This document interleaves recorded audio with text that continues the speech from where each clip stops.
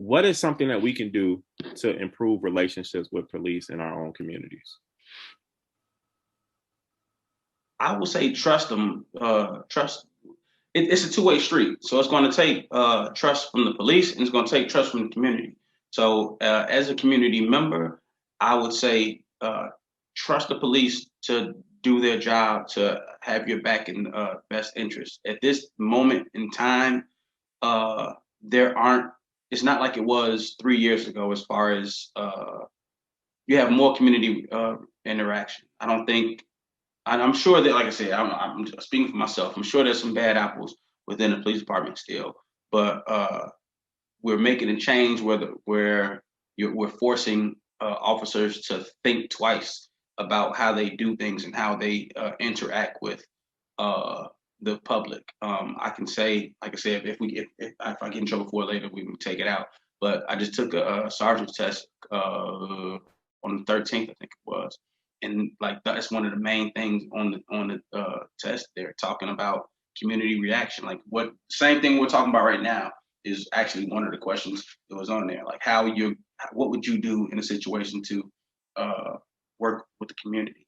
And it just takes conversation. And like you'd be amazed how many times when I was working in Inglewood or certain areas in the city, and I would just pull up to talk to people.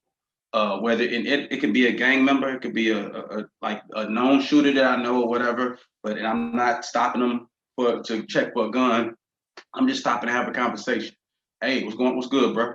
What's going on? And did you see, the fight or whatever? Just making small talk. You watch the game or something like that, or a young girls with their kid, like let them know how cute the kid is or whatever. It's just general conversation to let them know that you are just as real as they are, and you'll be surprised what comes back. A lot of times, like sometimes you'll get looks like you talking to me because that hasn't happened for a long time. So it just takes simple conversations, I believe, simple powwows. I see a lot of my brothers out here that, shouts out to some of my fellow officers that, they sit and read with the kids. I've seen some of my fellow officers go out and buy basketball rims out of their personal money and go out to the neighborhoods they're in and just go out there, let the kids honk the horn or turn the sirens on. These are the same things that me and my partners would do. I was part of a team where I know a little girl was shot over in Inglewood on like 55th and Bishop or something like that. I forgot the actual block, but the little 8-year-old girl was shot and she was, scared to come back outside. And my team bought her a pool and we went outside and had the firemen fill the pool up with water. So it's just the little things, man. Getting outside the car, talking.